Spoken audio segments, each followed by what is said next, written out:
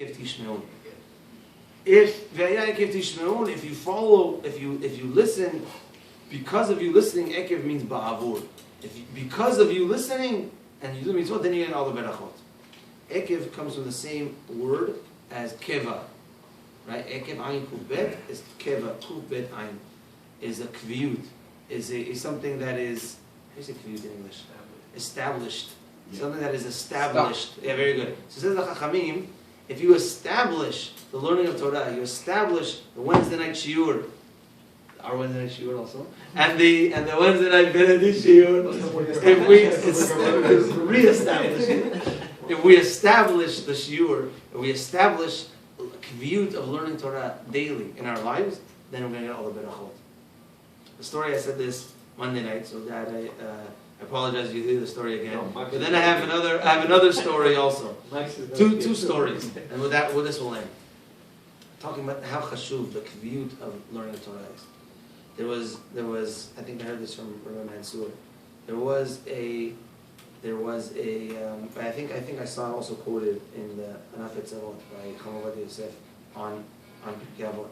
So the story goes like this: there was a Rabbi Shlomo, lived in Syria, and he was a jeweler, and he had a jewelry store. But every morning he would go to tefillah, and then he would learn, and he would leave the Beit Midrash at about 10:50, and he would go open a store at 11 o'clock. That was his seder every day.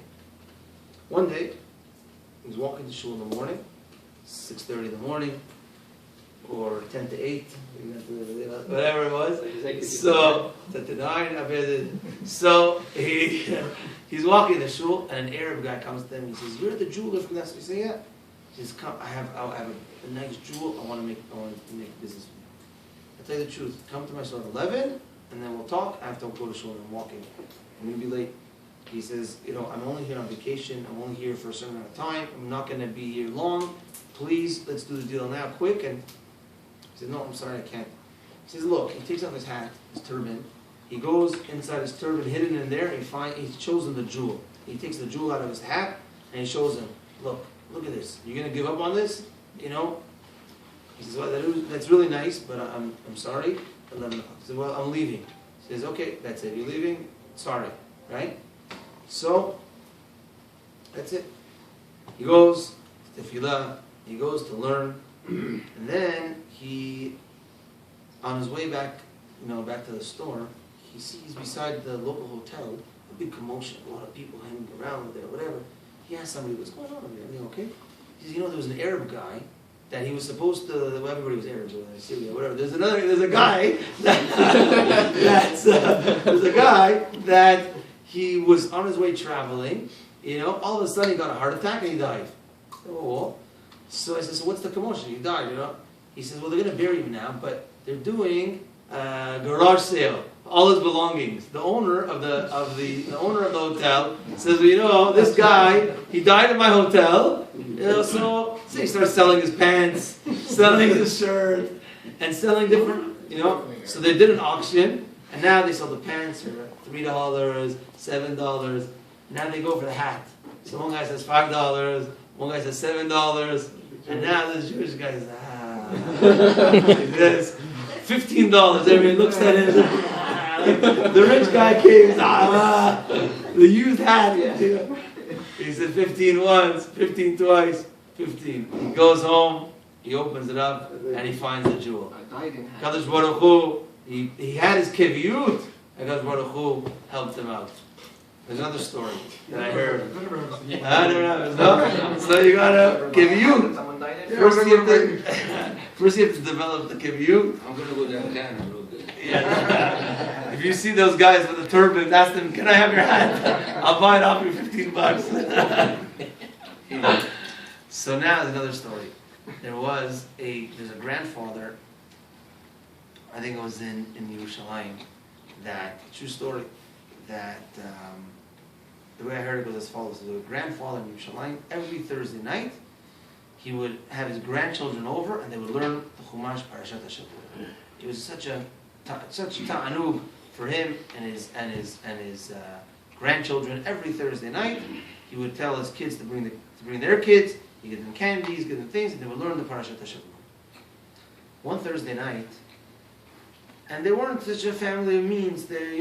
One Thursday night, the wife comes to her husband, the grandfather, or the grandmother tells her husband, says, tonight you have to cancel the shiur. He says, why? It's because, look, I didn't go shopping here for Shabbat. Tomorrow I have a busy day. And we have nothing for the kids to give them. They're going to come, the grandkids. They're not going to eat anything. They're not going to have anything. We usually give them and this. I didn't go shopping yet. And it's already late. But I have to go shopping now. And you can't. And this. So, and she said, plus if I go shopping, then you can't do the shiur here in the house. And this, who's going to take care of the stuff? She says, cancel the shiur tonight. It's just too much for me. Let me go do my shopping. And I'm sorry I couldn't do the shopping earlier, which I usually do. And I usually have the food in time. Sorry we didn't have the food in time. And so the husband says, I don't care what you're doing. Tomorrow you do your shopping. Tonight I'm doing my shiur. If there's food, if there's not food. So she says, yeah, but maybe postpone the shiur, and I'll go get some food and this, and maybe do the shiur tomorrow. Because I was supposed to go earlier today to buy food and this. So now she says no. He says no, and we're doing the shiur. Fine. So she's at home. And all the grandkids come, and there's nothing. But they do the shiur. And there's nothing ready for Shabbat yet, because they didn't buy anything, she didn't go yet. And, fine. All of a sudden, they get a knock at the door. They open the door, knock at the door, they open the door. Put your hands up! This guy comes in with a mask. Give me all your money! So the grandfather, the misken, the viejecito, he thinks all of a sudden, for a moment, he thinks, guys, look, you came to the wrong house. So look, I have nothing. He opens his cabinet, it's nothing. Because the wife didn't go shopping yet for Shabbat. He says, look over here, nothing. Look over here, nothing. Supposedly the story goes that these guys said, wow, Saba, he's been a robber himself. They gave him 200 shekels. And he said, yeah. I heard this story. And they went on their way. They opened the fridge, it was in one onion. He said, look, have an onion. That's it. So he says, and then they gave him 200 shekels at the end. So the robber gave 200 shekels. Jewish guys, right? So you see over here. So